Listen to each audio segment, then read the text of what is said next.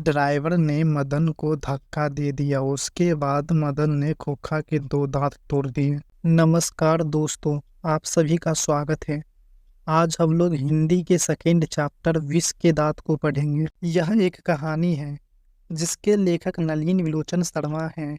इसका जन्म 18 फरवरी 1916 ईस्वी को पटना के बदरघाट में हुआ था। इसके पिता का नाम महामहोपाध्याय पंडित रामावतार शर्मा है और माता का नाम रत्नावती शर्मा है। इनकी प्रमुख रचनाएं दृष्टिकोण और साहित्य का इतिहास दर्शन है।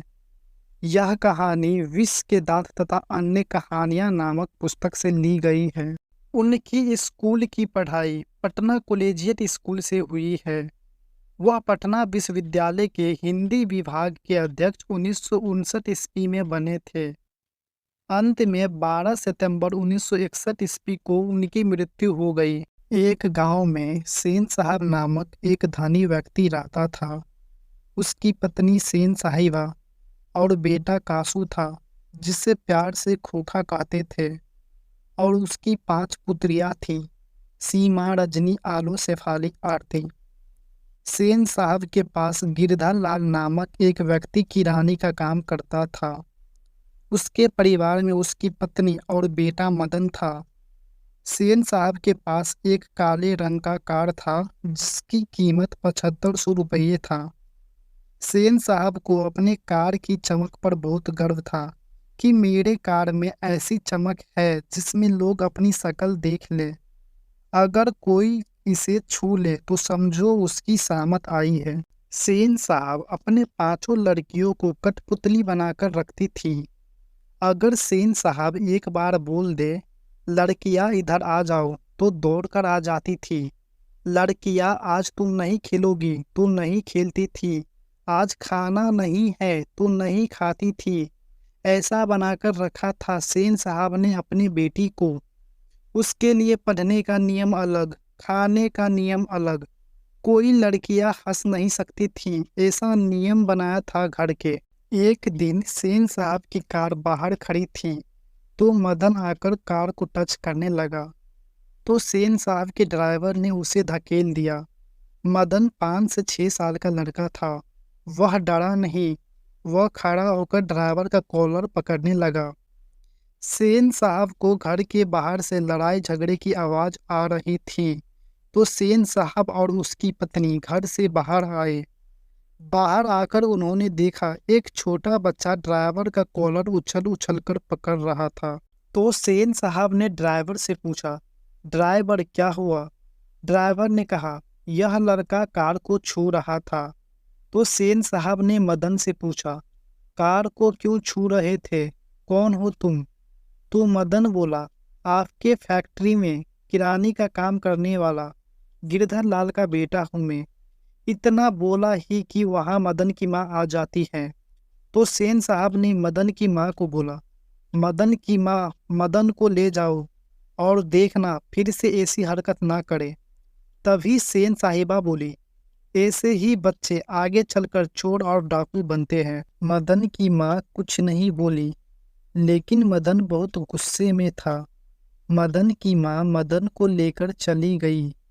यह बात गिरधर लाल को पता चल गया कि मदन ने आज तो मालिक के घर पर लड़ाई करके आया है। तो गिरधर लाल ने मदन को रात में बहुत मारा। तो मदन चिल्ला रहा था, बचाइए बचाइए। तो यह सुनकर सेन साहब और उसकी पत्नी जो सोए हुए थे वह उठ गई, और सेन साहिबा बोली, कमबख्त कौवे के तरह चिल्ला रहा है, भिखमंगा कहीं के। खोखा सेन साहब के नाउम्मीद बुढ़ापे के आंखों का तारा था। खोखा घर के बनाए गए सभी नियमों में अपवाद था। एक दिन सेन साहब के दोस्त आए थे। वे लोग बैठकर बात कर रहे थे। कोई बोल रहा था अपने बेटे को डॉक्टर बनाऊंगा, तो कोई बोल रहा था इंजीनियर बनाऊंगा। तभी सेन साहब बोले, मैं तो अपने बेटे को इंजीनियर या तो बिजनेसमैन बनाऊंगा। अरे आजकल की पढ़ाई में क्या रखा है? मैं तो अपने बेटे को भेजता नहीं हूँ कहीं पढ़ने के लिए। मैं तो अपने घर में ही बेटे को पढ़ाता हूँ। वह एक कारपेंटर को बुलाकर अपने बेटे को घर में ही ठोक ठाक करना सिखाता था। वह सीखकर घर के सामान तोड़ता रहता था। एक बार सेन साहब के दोस्त कार लेकर मिलने आए थे, तो खोखा ने उसकी कार की हवा ही निकाल दी थी। जब सेन साहब के दोस्त जाने लगे तो उन्होंने देखा कि उसकी कार की तो हवा निकल गई है। तभी खोखा ने दूसरे काले रंग की कार की हेडलाइट तोड़ दिया। तब सेन साहब के दोस्त ने कहा, आपका बेटा तो बहुत अजीब अजीब हरकत कर रहा है। तो सेन साहब बोला, नहीं नहीं, मेरे बेटे के अंदर इंजीनियर बनने का गुण है। वह तोड़ कर देख रहा था कि इसके अंदर में क्या है।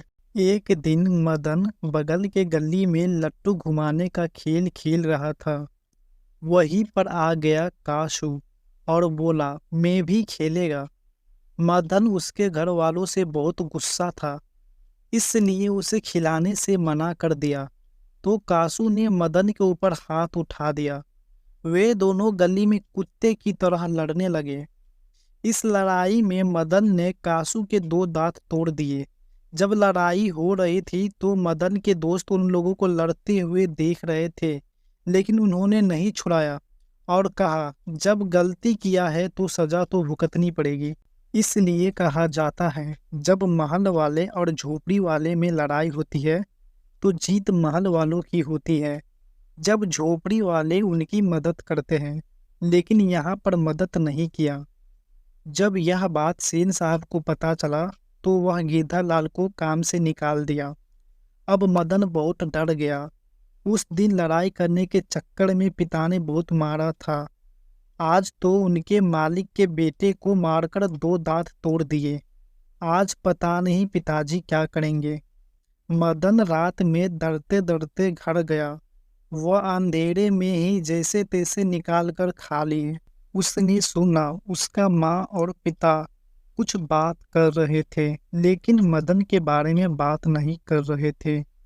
यह जब खाना खाकर बाहर निकल रहे थे तो उसका पाँव लोटा से टकरा गया और टन की आवाज आई, जिसे सुनकर मदन की माँ और पिता बाहर आए।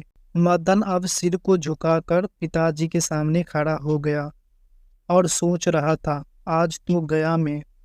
लेकिन उसके पिता ने उसे नहीं मारा और गोद में उठा लिया और बोला, वाह मेरे शेर, एक तुम हो जो मालिक के बेटे को मारते वक्त भी नहीं डरे, और एक मैं हूँ जो गालियाँ सुनने के बाद भी हमेशा उनका गुणगान करता रहता हूँ।